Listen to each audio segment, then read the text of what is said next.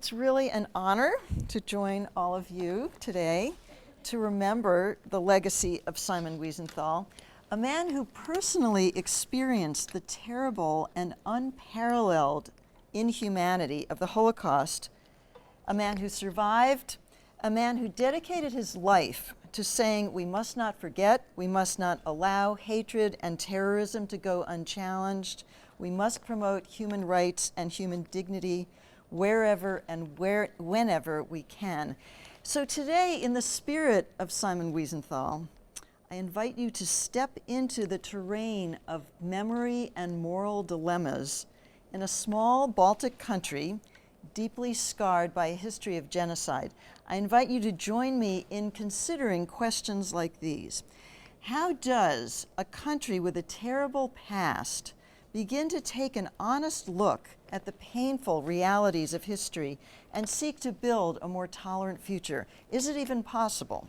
Can people honor diverse heritages, diverse historical narratives, and remember their dead without perpetuating the fears and hatreds of the past? And what do we gain and what do we lose when we seek to overcome mutual suspicions and reach out to the other? So today I'm going to begin by telling you how I myself made my way into this fearsome terrain of the Holocaust in Lithuania.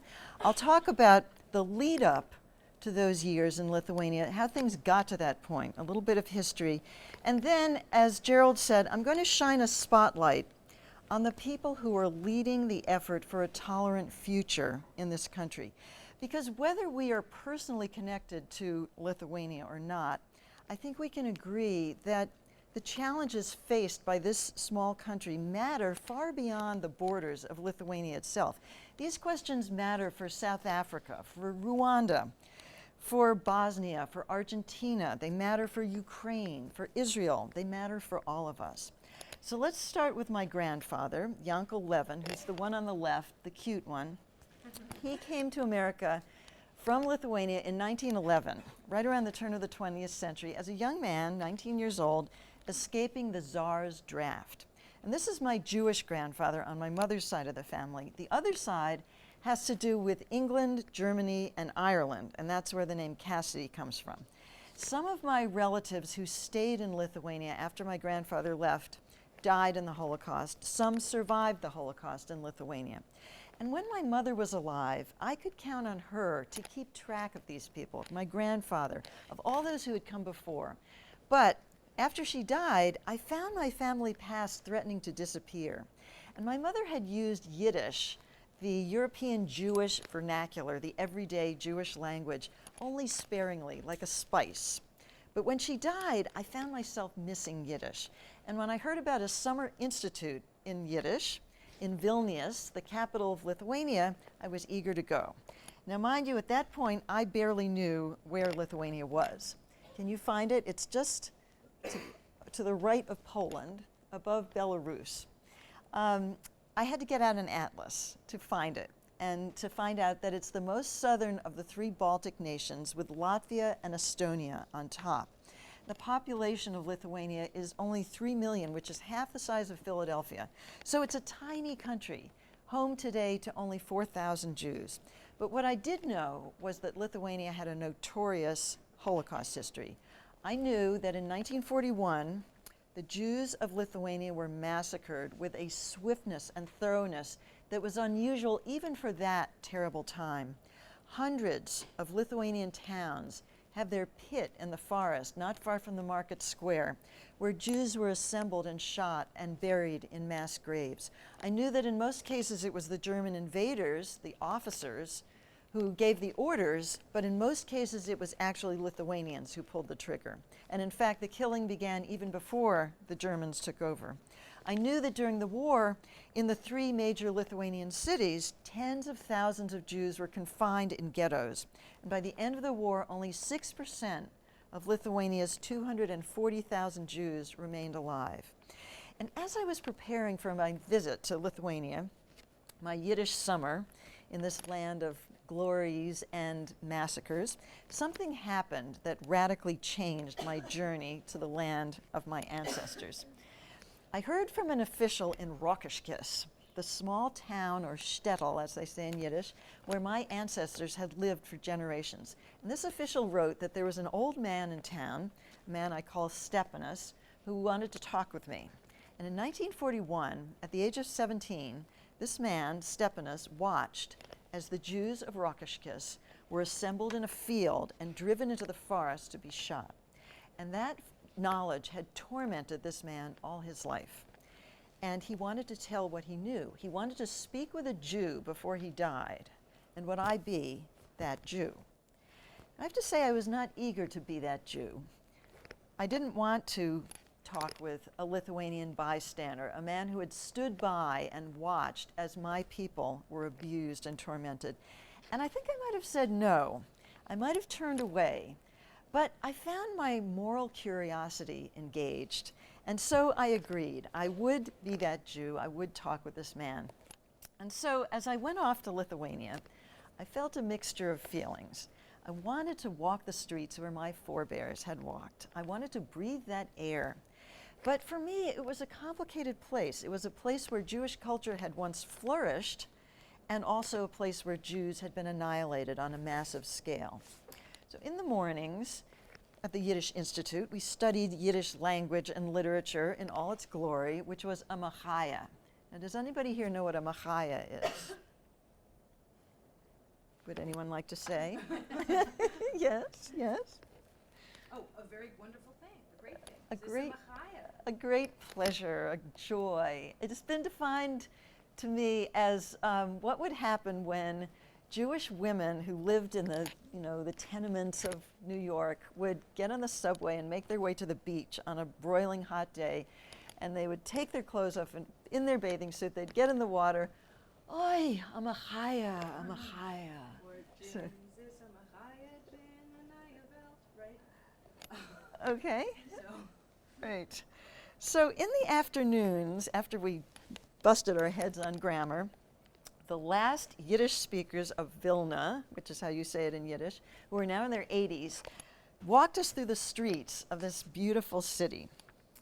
And they told us that Jews arrived in this area in the 13th or 14th century at the invitation of two dukes. First, Gediminas, and then Vytautas. And to Jews, this whole northern European region was known as Lita, L-I-T-E, and its Jewish residents were called Litvaks. By the 18th century, the city of Vilna had become a hub of religious scholarship led by the Vilna Gaon, which means genius, Elijah ben Solomon Zalman.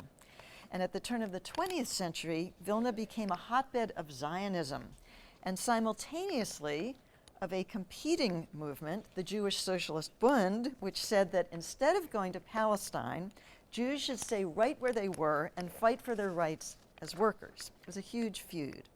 And all during this time, for centuries, throughout Lithuania, Jews and non-Jews lived side by side relatively peaceably.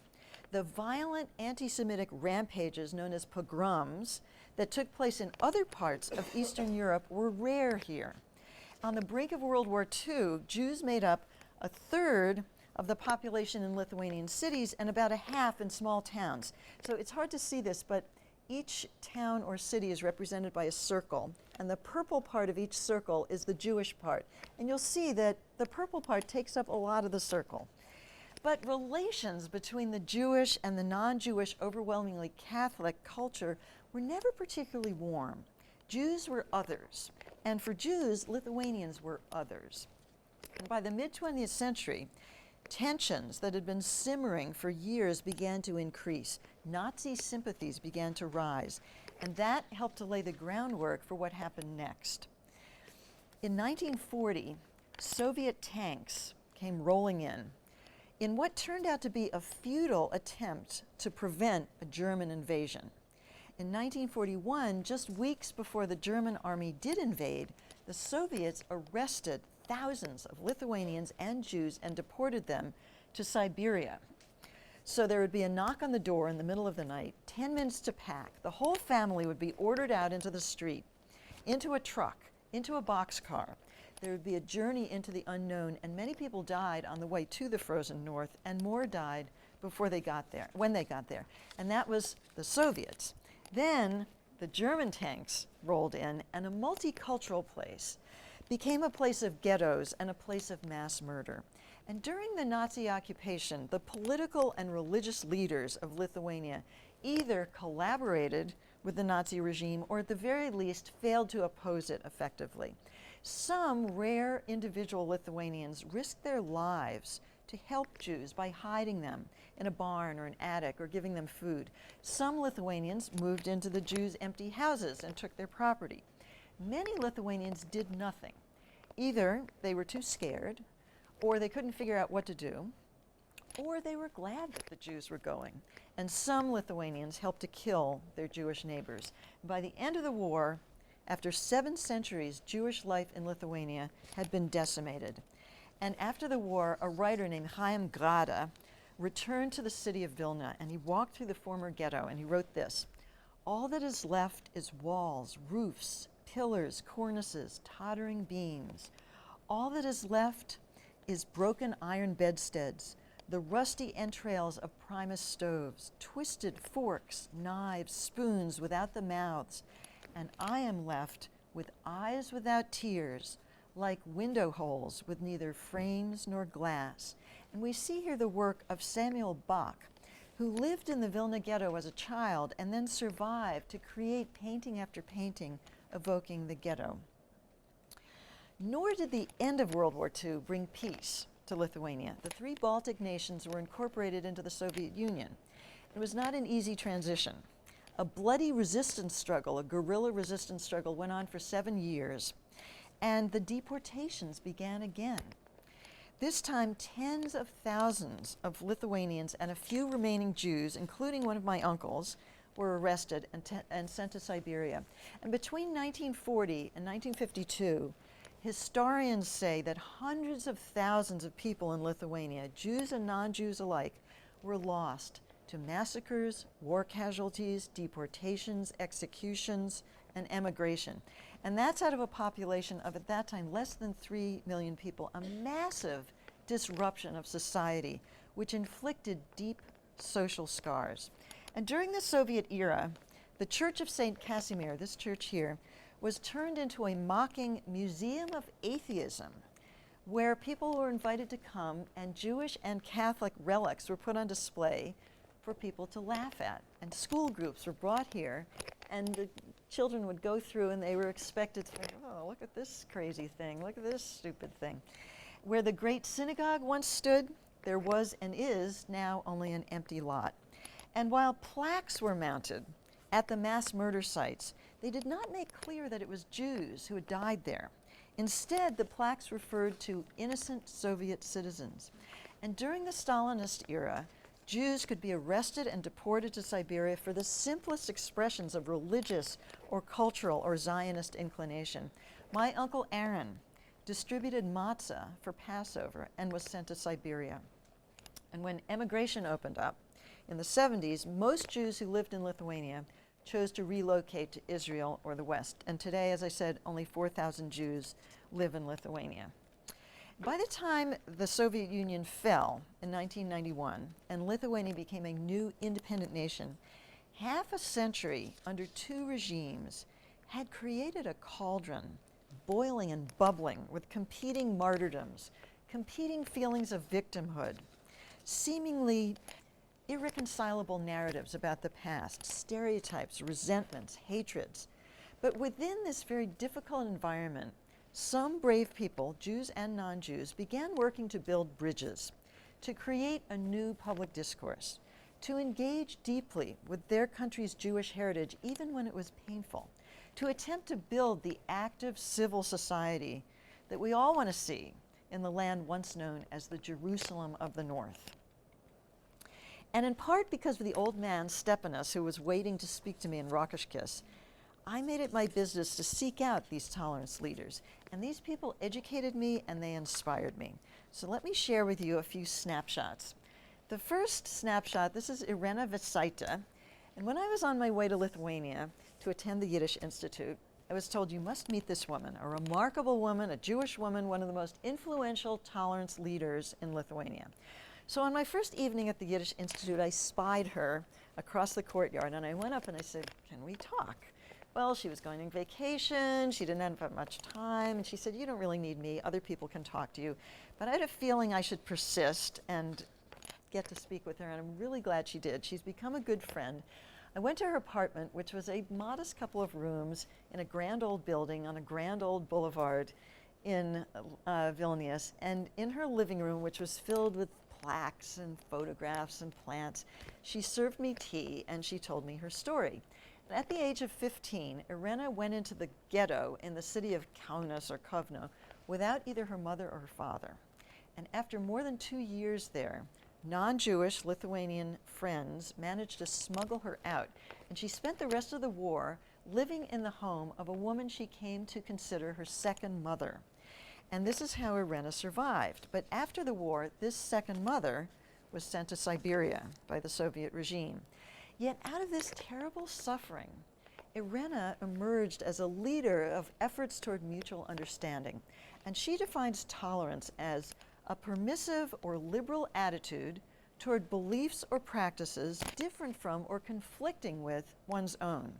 But she adds another concept to that definition, the non-acceptance of intolerance.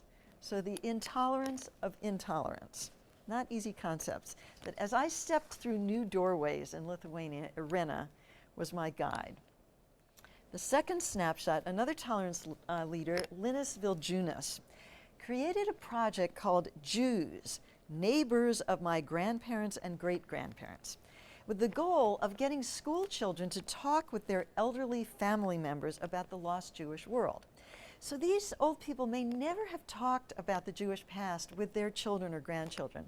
So prompted by their grandchildren coming to ask questions, they begin to remember, they begin to talk, and the conversation begins.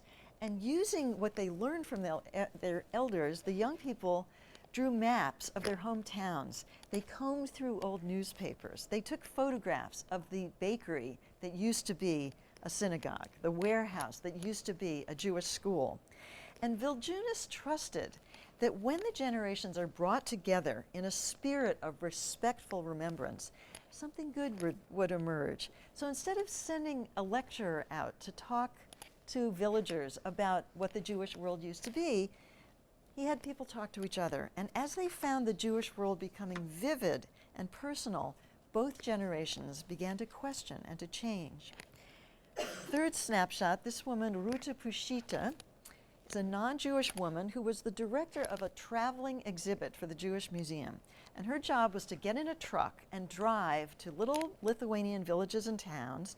Then she would hop out and set up a series of panels about 7 centuries of Jewish life in Lithuania that people could walk through. And she showed me the text of a booklet that she was writing to go along with this. And here are the questions she was posing. What do you think of Albert Einstein saying, "The world is a dangerous place not because of those who do evil, but because of those who look on and do nothing"? Have you ever been in a situation where someone needed your help and you didn't provide it? If so, why did you behave like others rather than following your conscience? Is there a connection between your answers and the behavior of people during the war? So these are the kind of questions that Lithuanians are being asked to grapple with, and these are tough questions. The fourth snapshot, these 2 women were educators whose job was to design curricula about the Holocaust for Lithuanians of all ages. And they believe passionately that if Lithuania is to mature as a nation, Lithuanians must ask themselves rigorous moral questions about the Holocaust. I often heard Lithuanians say to me that 1% of their countrymen had killed Jews, 1% had saved Jews, the other 98% were bystanders, so if you add it all up, the score is even. And this is a calculation that I found offensive. So I asked these women, how should we judge? How should we judge the bystanders? How should we judge someone like Stepanas, the old man waiting to talk to me in my ancestral town? And I was very struck by their answer. They said, our mission is to ask this question, not to answer it. They said, it's not for the Jews that we're doing this. It's not for international relations. This is for us. Our goal, they said, is to transform ourselves from a society of bystanders, and worse, into an active civil society. And the agency where these women work has a big name, the International Commission for the Evaluation of the Crimes of the Nazi and Soviet occupation regimes. And it has a big mission, and some people think its mission is too big. The critics of this agency worry that when you lump the Nazi and Soviet eras together under one roof, you lend credence to the idea that Lithuanian suffering under the Soviets was fully equal to Jewish suffering under the Nazis. But in response to that criticism, these women told me they believe that the dual structure with Nazi and Soviet eras under one roof makes sense, because they said that to shape their future, Lithuanians need to examine what happened in both eras. And unless people feel that their own grievances are being heard, they can find it difficult to listen to the grievances of others. So they said that bringing non-Jewish suffering to the table can help to open minds and hearts. It can help people say not yes but yes and. Yes, you have grievances, you suffered, and I have grievances, I suffered. And that, it is hoped, can help to create a compassionate, open frame of mind rather than a closed, competitive frame of mind. But it's been a difficult balance. In Lithuania, as elsewhere in Eastern Europe, a call has arisen for greater recognition of Stalin's crimes, and that call often seems bound up with an attempt to deny or diminish or distort Hitler's crimes. In fact, for several years, one half of this commission, the Holocaust half, was shut down because of a difficult controversy that pitted one difficult history, one victimhood, against another. Recently, an agreement was reached and the commission was reconstituted, and the proclamation reopening the commission explicitly emphasizes the uniqueness of the Holocaust.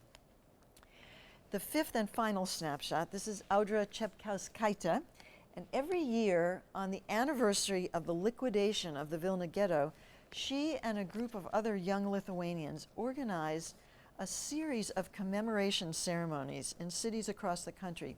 And in each city, dozens of people come forward to read aloud, one at a time, the names of those who perished.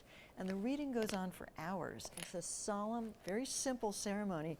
One after another, people file up and read for 5 minutes each, and these names roll out on and on and on. And this year they invited me to participate by Skype in the city where my relatives had been imprisoned in the ghetto. And they sent me my part of the list. And as I was reading, it felt like being in a religious ceremony. And as I was going along, I thought, my 5 minutes has got to be up by now. It's got to be up. It's got to be up. And it just went on and on. It was very, very moving. One year, Audra and her fellow activists brought yellow stars, like the ones Jews had been forced to wear in the ghetto. They brought those stars to the halls of Lithuania's parliament. And they invited elected members of parliament to put these stars on as an act of remembrance and solidarity. And many of them did, all along the political spectrum, from left to right. And you could see them doing their parliamentary thing, wearing these stars. And Audra said to me, this is our history. The city's cultural memory, without these people, without the Jews who perished, has gaps, has holes, and you feel them. This moment for us as a city community is very important. So actually, I have to show you one more snapshot. My book was translated into Lithuanian, and I've been back to Lithuania a couple of times to speak about it. And this summer, on my first day in Vilnius, I was walking down the street, and a nun came running up to me. She said, "Hello, are you Ellen? I've read your book, and I wonder if you'll come to our convent and speak with us." Of course I did. We had a great discussion. So finally, the last experience I'm going to describe comes from my book. My guide and I drove to Rokiškis, in the very northeast corner of Lithuania, where my family tree extends. I've been able to trace it back into the mid-1800s. And there, I filled my eyes with the fields and the sky and the brightly painted wooden houses and the street that is still called Synagogue Street, where my great-grandfather, David Michal Levin, used to pore over the Talmud. And then came the moment that I have to admit I was dreading, the visit with the old man who wanted to speak to a Jew before he died, Stepanas, the Lithuanian bystander. So let me read you a little bit from the book. We pulled up in front of a cottage with a steep tin roof. Stepanus came out, bent and gnarled with a stick, his face deeply lined and weathered, his wife in a house dress, several silver teeth. He didn't look at me. They got into the car, the old man in front with the driver, the woman in back with my guide and me, and he asked the driver to drive slowly through the town. Here, to the right of this flower bed, he said, was the camp. The Jews were driven here. They were told that if they did not give up their valuables, they would be drowned in the pond. After they gave up their valuables, they were driven over this bridge into this field. All of these houses and barns were full of Jews. I drove my wagon, he said, loaded with carrots past the camp. I threw carrots over the fence. The guards threatened to kill me. The Jews were driven down the road. The white armband police lined both sides of the road. These were the Lithuanians who collaborated with the Nazis. The white armbands came from the villages and small towns all over this region. You needed a lot of people to guard such a huge crowd of Jews, thousands of Jews. Stepanus began to weep. They took all the people marching, he said, even children and old people. It was all on my eyes, he said. I was watching. We got out of the car. I went into the cottage. The wood stove up to the ceiling, the plaster walls painted bright green. I touched the battered pots, the cucumbers on the table. And finally, we did look at each other. He tapped his chest and looked into my eyes. It was terrible, he said, and I nodded, and I shook his hand. I don't want to make too much of my encounter with Stepanus. I didn't spend very much time with him. I don't know him.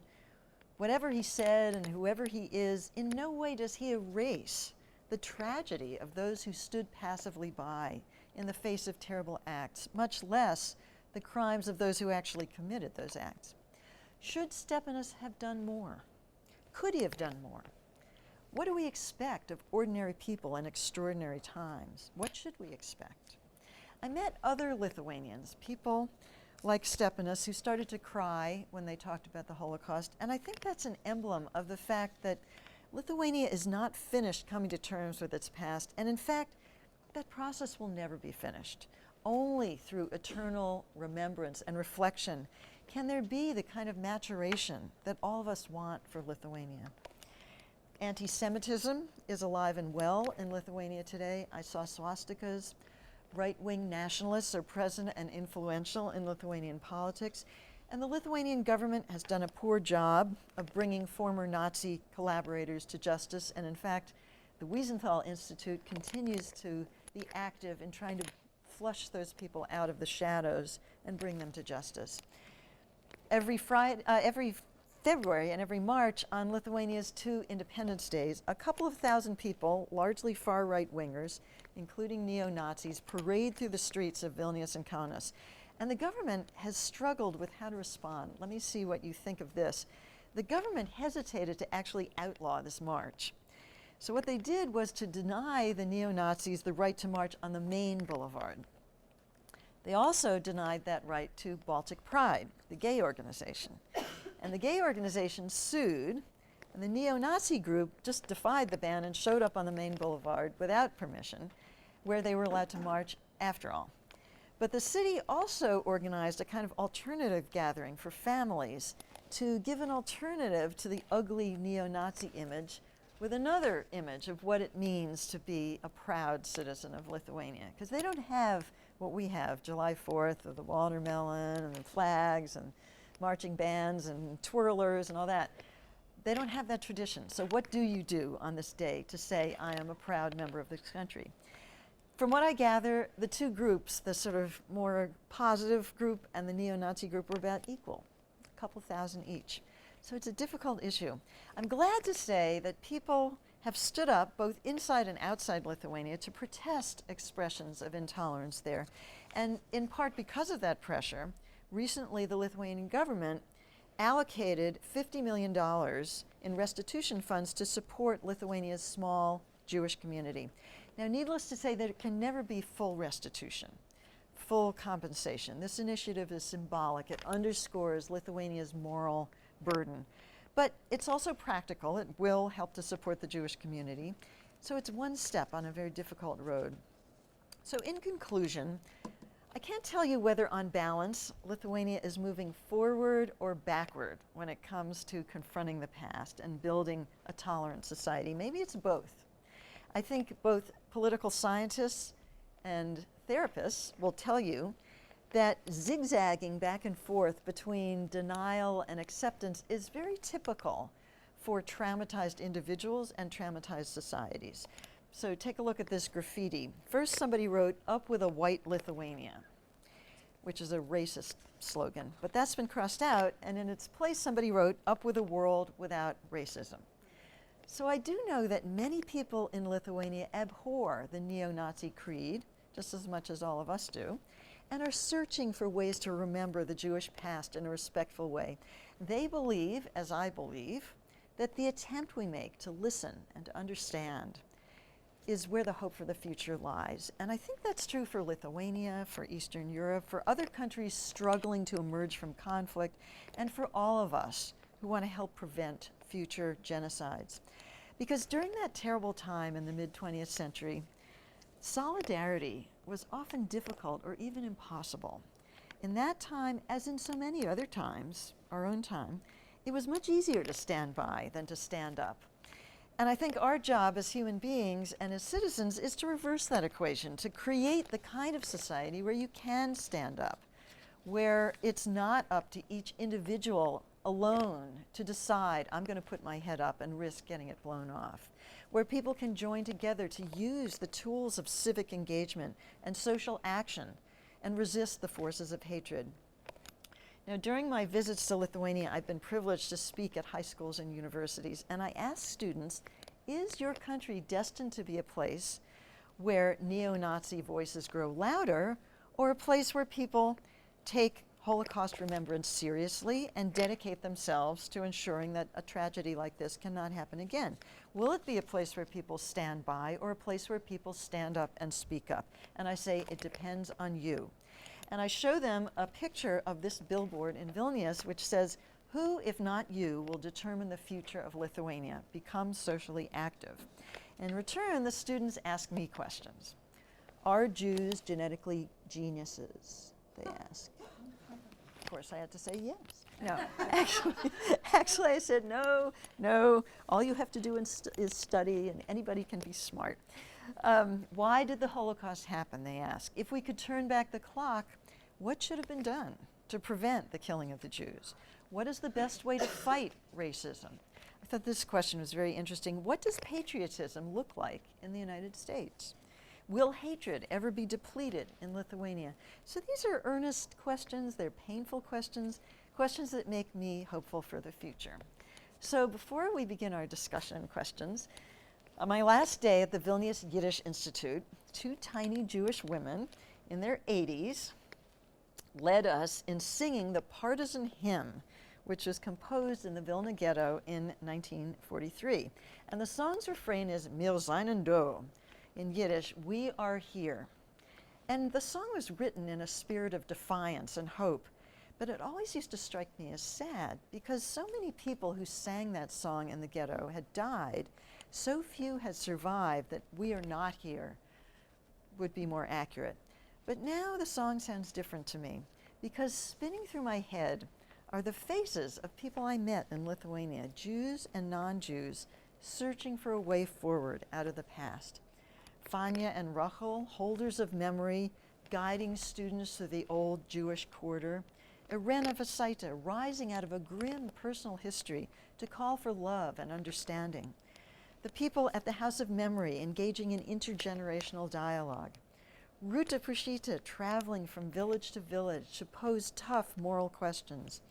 Educators seeking to build an active civil society, a land of yes and instead of yes but. Audra Chepkauskaitė, honoring the memory of the Vilna ghetto. Stepanas, the haunted old man in Rokiškės, with his yearning to be not only a bystander, but also a moral witness. And a new generation of young people asking thoughtful questions. So now, to me, the song seems to ask all of us to connect ourselves to one another, to appeal to one another as fellow beings with the capacity for moral choice. We can remember and we can do our part to create the kind of societies throughout the world where people can not only stand by, but stand up and speak up. Wir seien da, we are here. Thank you.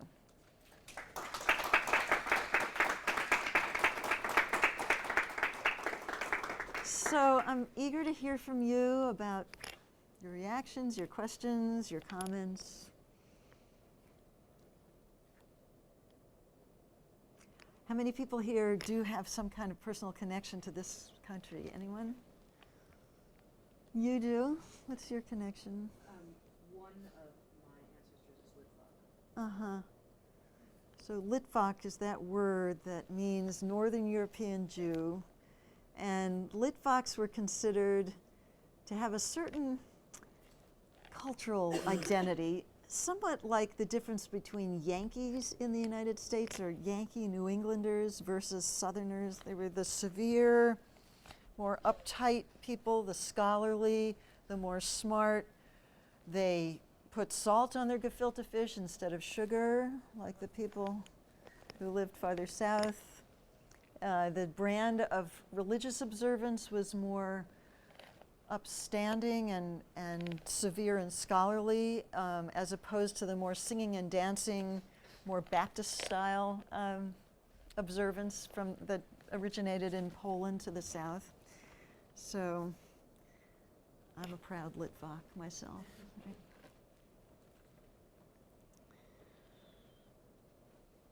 Yes, sir.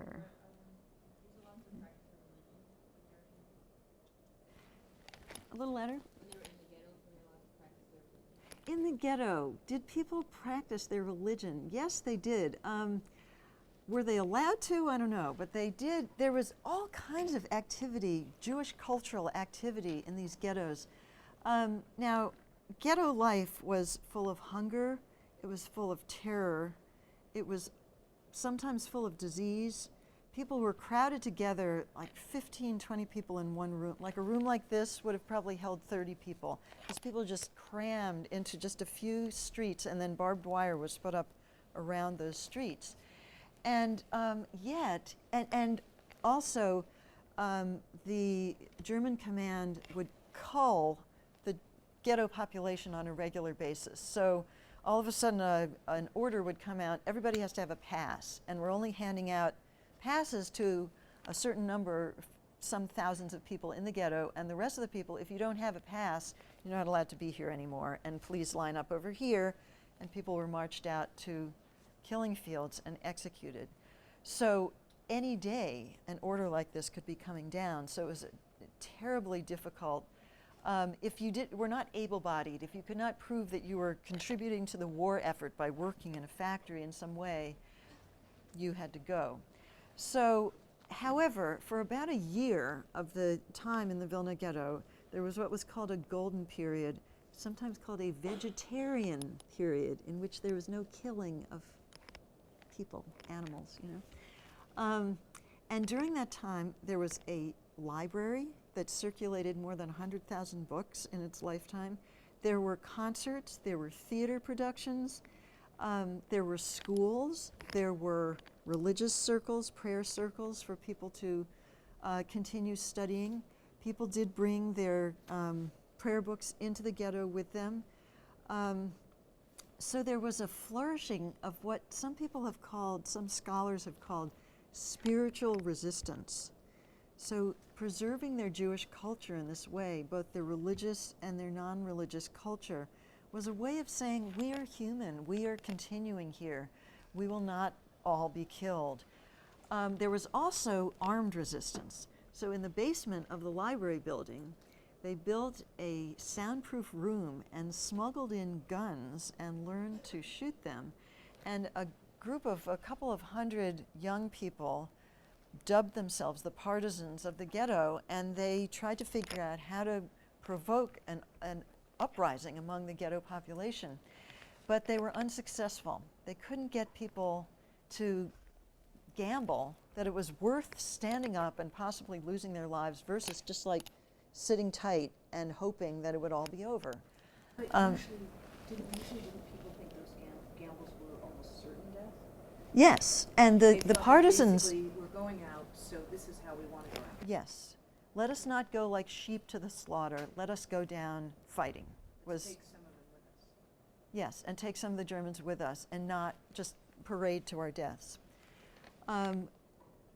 So in the end, a couple of hundred Vilna Ghetto residents did survive the war.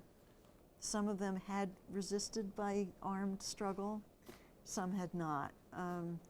And on the day of the liquidation of the ghetto, when people were being shipped out to camps or to killing fields, 200 or 300 Vilna Ghetto young people escaped through the sewers. And they crawled through, there was a sanitary engineer who led this, who had like explored the whole geography of the sewers. And they went through, you know, you can imagine, terrible situation to get out. And they emerged into the forest and they joined the Soviet partisans. And they blew up railroad lines and, you know, fought side by side, you know, made raids on German outposts. And some of those people survived. In fact, there's a movie called Defiance that documents, you know, fiction, but it documents those times. Jewish culture, Jewish community of Lithuania, and it has lectures, and it has celebrations, and it has a Friday night dinner, and it brings speakers in, and so on. And there is a Jewish museum, and there is the Vilnius Yiddish Institute, and people come both from within Lithuania and from around the world to study Yiddish and to retrace the places and look for those traces of Jewish culture. But I think the leaders of this effort, some of them were Jewish, some of them were not, and all of them, I think, recognize that really it's not a question of rebuilding what used to be and reconstituting, you know, the 60,000 people who used to live in Vilna and speak Yiddish and live a Jewish life. It's more a question of honoring and preserving the memory of that life. And so there are big efforts to reach out to non-Jews who are really probably going to carry this effort forward and be the heart of it. And the people I'm interested in, these people I showed you, are people who believe that the heart of the kind of Lithuania they want to see is it has to include that history, has to include that Jewish element. So it's a little bit of an answer. Sir? You talked about the creating an environment where grandchildren would talk to grandparents. Did you ever observe any of that yourself to see whether the grandchildren would actually challenge their grandparents? I didn't. No, that would have been a fascinating thing to do, especially if I could understand Lithuanian, a language which is most closely associated with Sanskrit, by the way. It has a million genders and, you know, conjugations and declensions. I didn't. But I have read the books that were put together from the essays written by these students, and they are searing. They are not, they look the situation straight in the eye. And I've also talked with dissent, you know, people who have talked to their grandparents. I talked this summer with a woman who is a psychologist, a professor of psychology at Vilnius University. And she is involved in a project to sort of plumb the psyche of Lithuania and see what the impact of these traumatic events has been. So she, besides talking about the project, she started talking to me about her grandparents' house. She said she used to visit this house as a child over and over again, and she knew that it was a house that used to belong to Jews. And these houses are just sitting there. They have not been destroyed. The massacre of the Jews took place in front of people, you know, and towns and villages were emptied. And then people moved into these houses. So she knew it was the home of a Jewish family.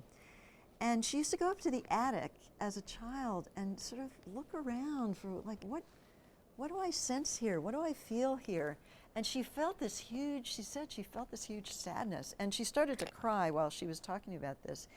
And I said to her, do you think this is why you became a psychologist? And she said, yes. It's like there's this something missing. There's this unhealing wound that has not been addressed that needs to be addressed. And I think a lot of young people feel that way.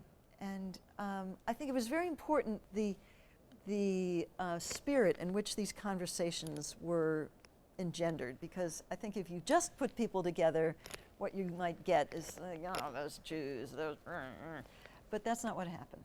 So, yeah. Other questions, comments?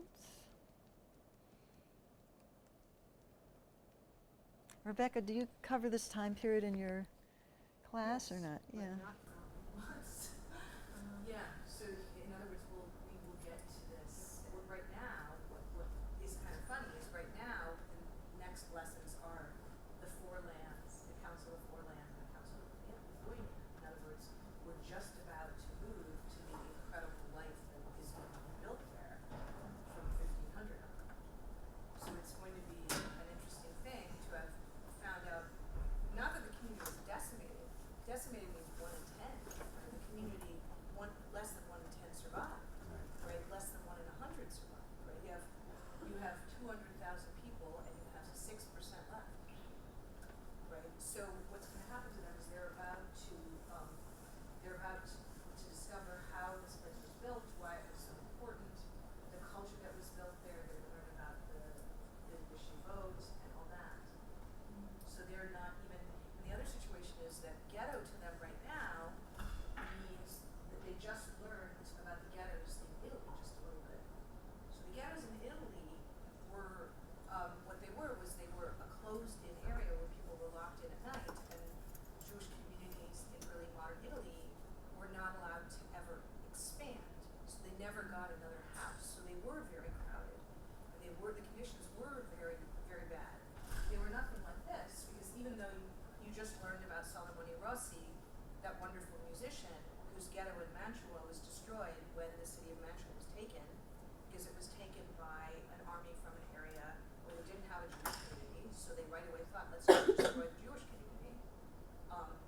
In general, the ghetto in Mantua was relatively livable. There was a life there, and there are tons of books written about the ghetto in Rome and the Venetian ghetto, and it was not an easy life, but it was life. This was not a life. This was people who were living on less than borrowed time, and who were desperately trying, even under the circumstances, to figure out what to do. And we have a younger generation who can think of giving up their lives, but we also have families who are trying to figure out how to take care of their terrified children, right? And it's easier to decide that you're willing to go out shooting if you're not looking at your 4-year-old. Yeah, I mean, there are these values there are values of resistance and integrity and dignity and so on, and then there are also values of caring for your family. And I think as members of society, we don't want to give those values up. We want to honor those values. And someone who crouches holding her children to her breast, is something we want that. We don't want to give that up. So I think we have to be careful not to sort of look at people and say, oh, what was the matter with them? Why didn't they stand up and fight back? And I think what I have drawn from my study of this whole horrible era, and from my study of what people are doing now with it, is that you have to step back and say, we've got to put in place the structures that make it so that you don't have to pick up a gun. You're not in that situation where you can, vote.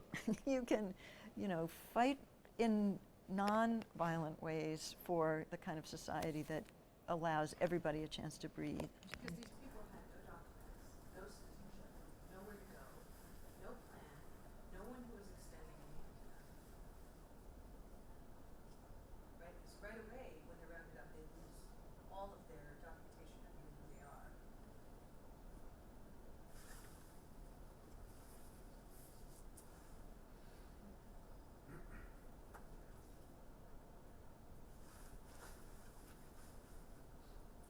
So, other questions? Let me say that I put out a little occasional email kind of newsletter or bulletin where I talk about these issues, about Lithuania, also about writing. And if you'd like to be on my list, you can sign up either here or out at the table outside the door. And I'd be happy to sign a copy of my book for you.